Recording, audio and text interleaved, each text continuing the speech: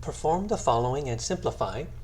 And we have the quantity 4 minus 3a times the quantity 5 plus 2i.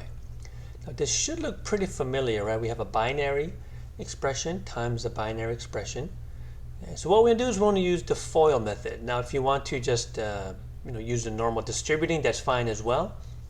Okay, but we know with FOIL we want to do the first two terms, right, the outer two terms, the inner two terms, and the last two terms. So what are the first two terms here? Let me just write this vertically here like this.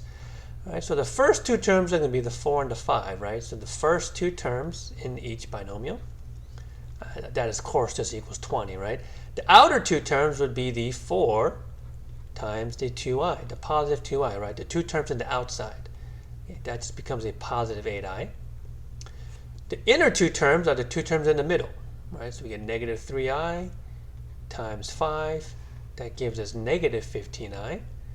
And then the last two terms are the second terms in each binomial. So we get negative 3i times 2i. Now here's where you're going to be a little bit careful, right? Negative 3i times 2i is a negative 6i squared.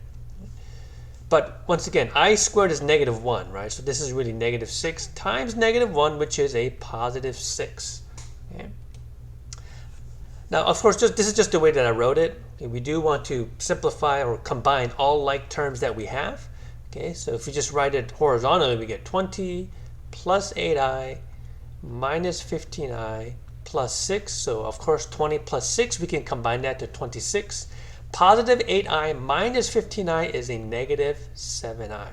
Okay? And this is how you want to write the answer.